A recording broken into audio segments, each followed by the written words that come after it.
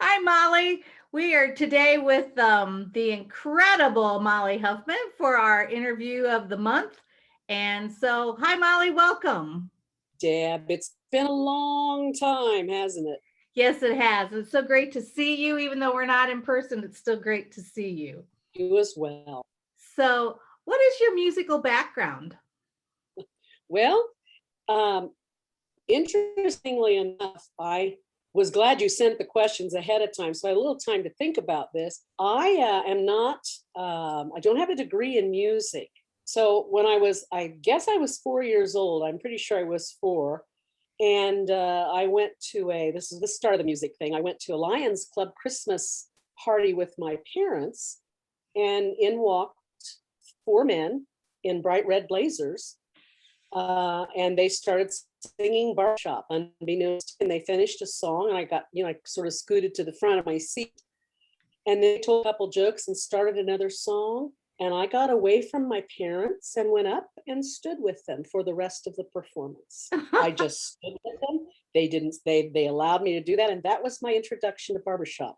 And I can remember it like it was yesterday. So then kindergarten came along, and my mom started me on piano lessons, and I kind of made up my own stuff. The teacher didn't care. So that was that. I sat on catalogs because I couldn't reach the keyboard. May have been a little early, I don't know.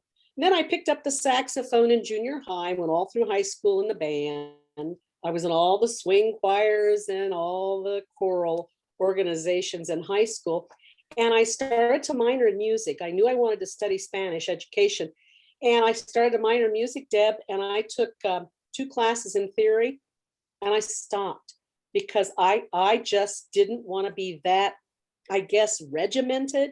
So, but I do know now, and I've known it for years, that learning a foreign language and music correlate, they go hand in hand.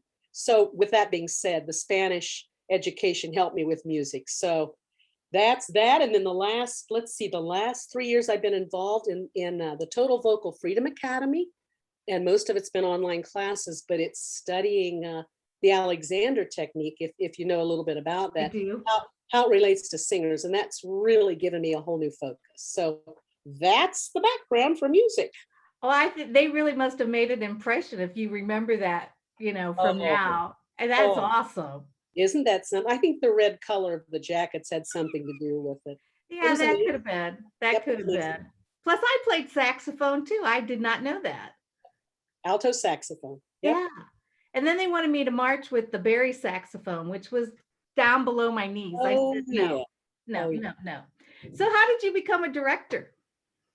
Well, I started out in singing in 1975 in the organization, and a gal named Rosemary Littrell was the director of the Muncie Chorus when I joined.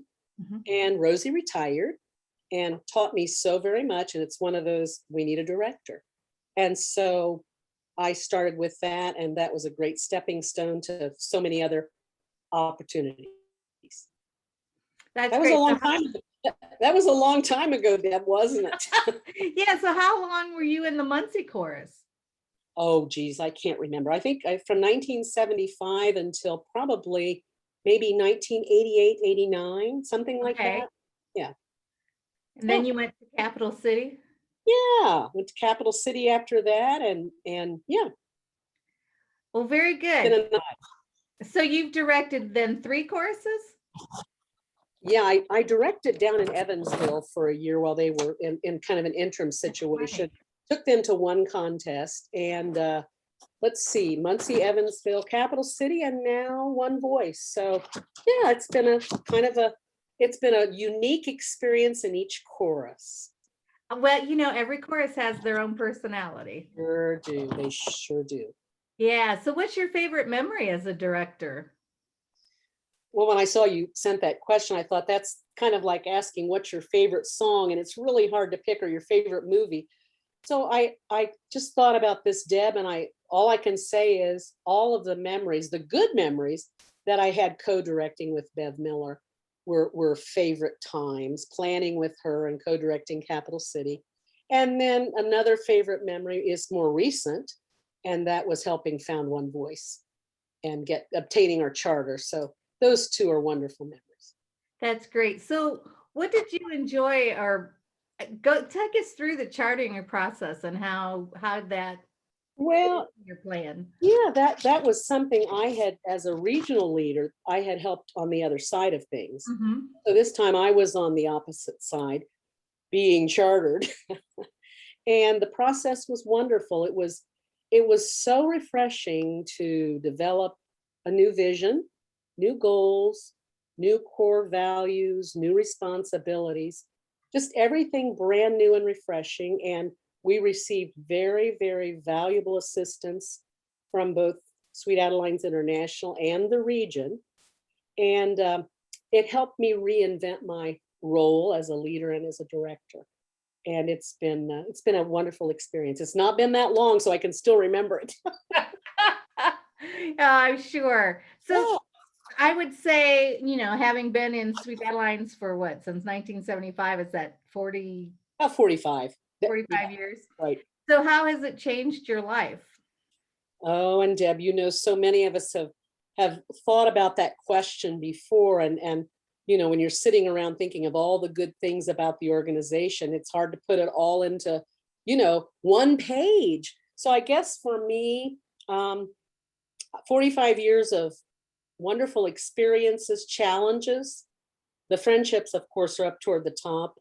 Um, I've been grateful to work at the chapter level, the regional level, and the international level to see how it all works together. And I think the thing that changes my life the most, and it's still happening in one voice, is watching women change, watching them improve, watching them just continue their journey, no matter what their age, into a more joyful existence. That's the best way I can put it. That's awesome. That is just great.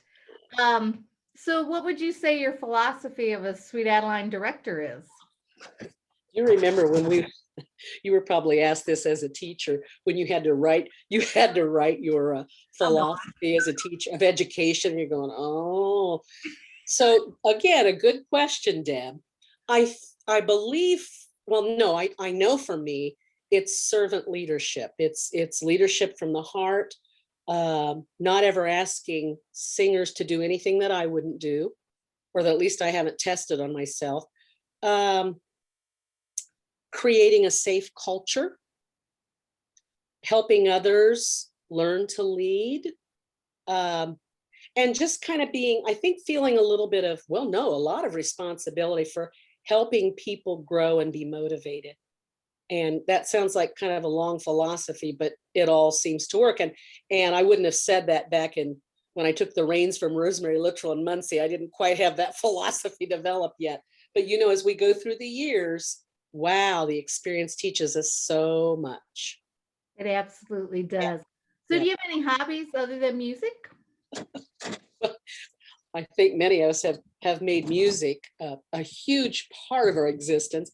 I love to travel still. I love to garden, not vegetables, but flowers. I only read nonfiction. I like urban tasting, and I'm a bit of a cat whisperer. So if that tells you anything. Okay. I did not know that. That's very cool. Um, so, and I've asked all the directors this. What words do you live by? Well, when we founded One Voice, the three words that came to my mind and Bev Miller's mind and Lori Petricciani's mind were, and they're the words that I've always lived by, but I didn't realize it: learning, laughter, and love. Oh, that's awesome. That is so great. It will I take think you just about anywhere you want to go. that's so Yeah. true. That is so true. So Molly, it's been wonderful talking with you today. I miss getting together. I'm looking forward to our first in person so we can give everybody a big old hug, and it's going to be awesome. I Well, can't. thanks for the opportunity, Deb, to share some things, because I did have to go back and tap on the old memory here a little bit. So But it's been Well, a joy to be part of this organization and this region. yeah, in this region, absolutely. So I know you've been a mentor of mine, and I so appreciate learning from you. And every time I talk to you, I learn something else. So I Thanks, Deb. appreciate this opportunity, and stay safe. And You too. we'll talk to you soon. All right. Thank you. Bye-bye.